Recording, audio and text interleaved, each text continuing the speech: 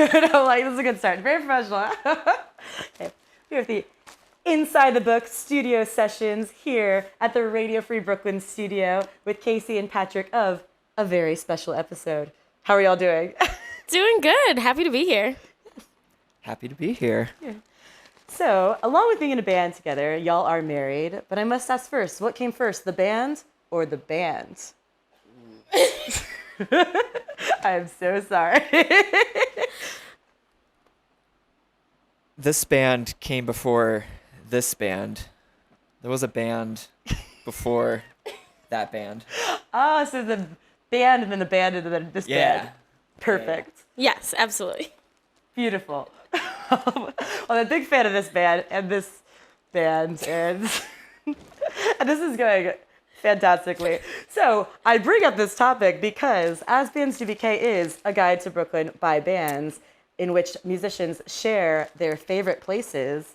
I would like to quiz you, Patrick, on Kasey's favorite places to see if you could correctly guess them. Okay. So earlier, Kasey submitted her answers to a few key questions. I have a blank sheet of paper on top since it's kind of see-through.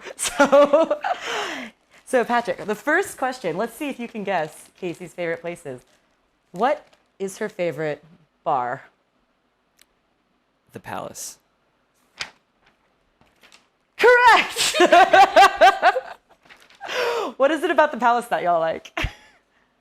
It's close to home. It is 4 blocks away. And that is the main selling point. But it is also a very cool, very neighborhood bar in Greenpoint, right next to the park. And just many a fun night spent there. So definitely recommend if you haven't been. Yes, you heard it here first. Yeah, I feel like that is like really like when I was interviewing bands about their favorite places, like proximity is a huge thing. And I feel the same way about the Crown Inn, which is mentioned in the acknowledgments of my actual book because I love it so much. Yeah, so next question. What is Kasey's favorite venue? The East Williamsburg Econo Lodge? Ding, ding, ding! So I think we can all agree we are not the motel, the DIY space for those unfamiliar. No one is hanging out, eating continental breakfasts, playing rock shows, although Not yet. I'm going to talk to John Daly about perhaps serving some breakfasts at the next show. I will say, we hosted a show a couple months back with our drummer Chase is in another band. They are called Continental Breakfast, and they played at the East Williamsburg Econo Lodge. So we're trying our best to stay on theme. I love everything about that. And we'll get back to some more Econo Lodge later because I definitely want to like speak to that because I'm such a big fan myself. But Kasey's favorite park? McGolrick. Boom! Oh my gosh, it's almost like y'all are married or something.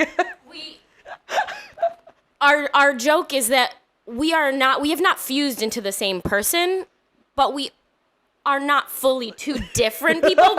Together we are 1.5 person. So I'm not surprised these are coming easily because these are the same answers I would have given for him as well. Thanks. I love it. This is making me very happy. We're 3 for 3. Right. Kasey's favorite pizza spot? I think Vinny's. I was unfair in this one because I can't eat gluten. I don't really have my own favorite pizza spot. Pokey Zest. And you use an emoji, and that's my creepy interpretation of your tongues out emoji, which is terrifying. And I apologize. Is that even a pizza place? No. It was stacked against me in this one. Yeah, that one was unfair. this is a conspiracy. It's rigged.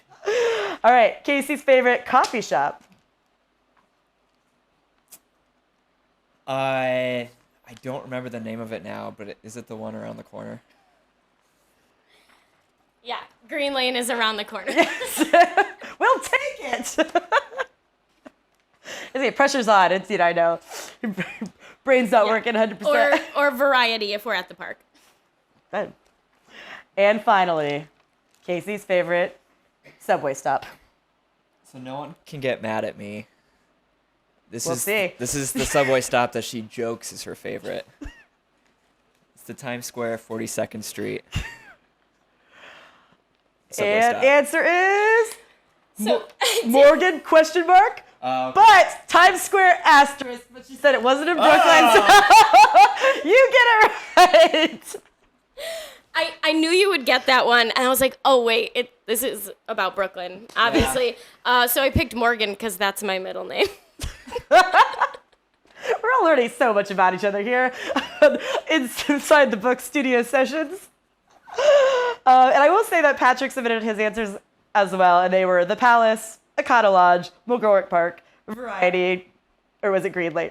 Oh, Vinny's was the pizza place. Yes. Green Lane and 42nd Street, Times Square. So, as advertised, 1.15 people right here. Thank you for bearing with me. I had that idea at like 2 in the morning, and I was like, Patrick, can we do this? So, clearly, exactly. We're always game. We're always game. Hell yeah. So, yeah, Bands DBK, again, it's about our favorite places. And we'll get back to Econo Lodge because as your favorite venue, one of my favorite venues, again, shout out to John Daly, the patron saint of Econo Lodge. It's such a special place. And, you know, there's a whole section in the book dedicated to DIY spaces. And what do you think as an artist, how does it feel different playing in a place like that rather than a more established venue that has like, you know, probably pays taxes and, you know, has like rules, right. Boring stuff. I don't remember who said it in the Econo Lodge section of the book, but like, you know, the people running the shows aren't there because it's their job. They're there because they want to be there and they care about the people playing. So it's like, you know, if you have a crazy idea for a music project that, you know, might be harder to sell to another venue, you know, everyone there is game for it. Yeah, I would say the same thing, but I would say that almost more than that, and I would say over the past year and a half, we've started practicing there and helping to run shows there, and I think it is a real draw because it feels like family. Yeah. It's not just another place where you roll in, you load in, you do your thing. It feels like everyone's there for the night to like, it's like Cheers, right? Yeah. You go in and everyone knows your name and you know when the dollar beers are happening. Yes. If you know, you know. And that feels really special. And it feels both exclusive and inclusionary, if that makes sense. That's really well put. Yeah. Thank you. There's also nothing better than witnessing people show up there for the first time. Like hearing people in the hallway being like, where the hell is this place? Where am I? What is this very tiny door? And it's great because I remember having that exact same conversation the first time that we played there. And then a couple weeks ago, I remember I was in the bathroom and I just heard people coming down the hallway. No, this is the bathroom. I think I hear sound coming from over there. That little door that you hit your head on like every time. See, that's something I didn't even notice. Someone said that the other day, and everybody's like, oh, yeah, you all talk about how it's like being John Malkovich, right? This is teeny tiny door. I was like, I've never noticed this before in my life. I'm just a teeny tiny size person. It seemed like a regular size door to me. Every other door is giant. This is a huge blind spot for me. I was like, I watched somebody hit their head, and I have just never once thought about it. These are tall people problems that I, you know. Live in that. Like short privilege that I know, have, exactly. I guess. Such short privilege. Yeah. One of the Kiss by an Animal music videos from their first record, there's like a little animation of John Daly coming out from like a really tiny door, and I don't know when it dawned on me. It wasn't the first time I saw it. I'm like, oh, that's what this is. Get it? Yeah. I know. I remember feeling, you know, what you said, like the like it feels inclusive, but also like exclusive. Like I remember like the first time I went, I just felt like I was like, I'm like part of something. Like, you know, it's like I'm like part of this. I'm like part of the scene or part of the community. 'Cause it's just, you know, it's open and it's out there and everyone is welcome, but you have to like be in the know.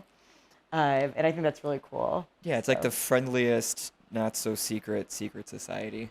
Exactly. My favorite.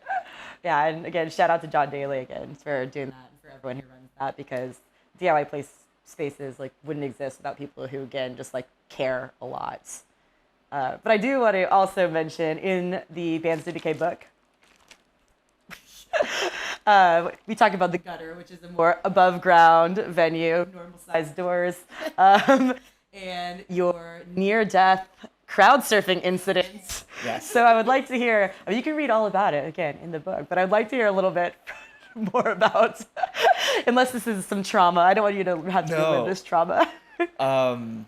This was, I don't think it was the first time we were at the gutter, but it was the first time we were seeing the Royal They, and this was the release party for their second record.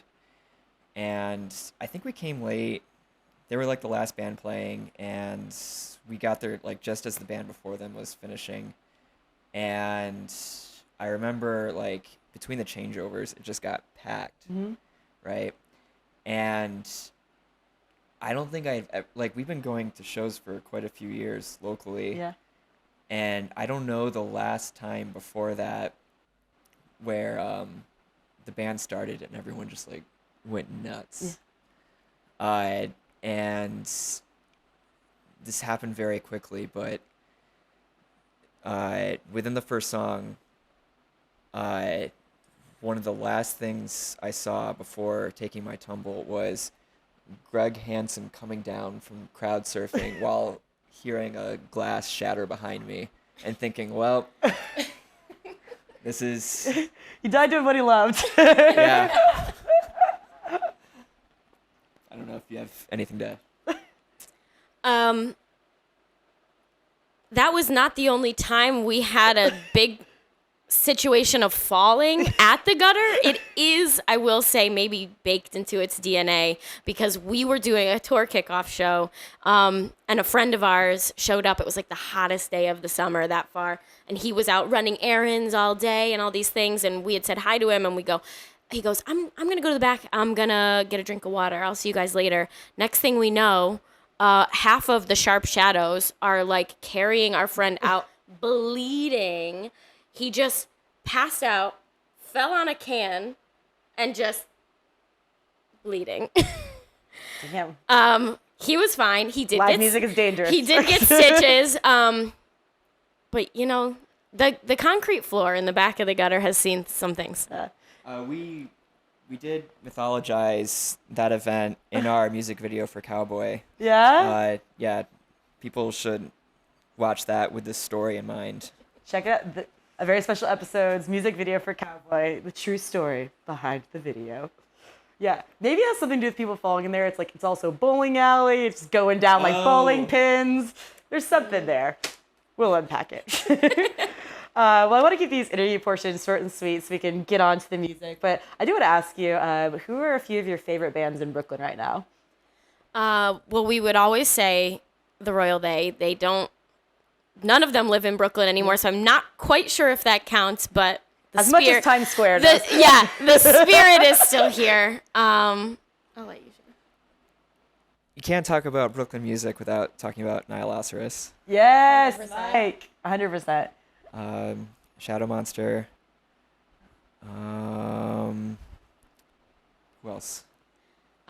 Well, we've already shouted out John Daly, but Yeah. the Black, Kissed by an Animal, always the best time, no matter when or where you see them. Hopefully it's the Econo Lodge, but doesn't matter where. They're incredible. DM for address. Well, thank you so much for indulging me in this game and for being here and for contributing to the book. And I love y'all so much, and I really appreciate it. Thank you for having us. We love you. Yeah. Thank you. Time for some tunes. All right.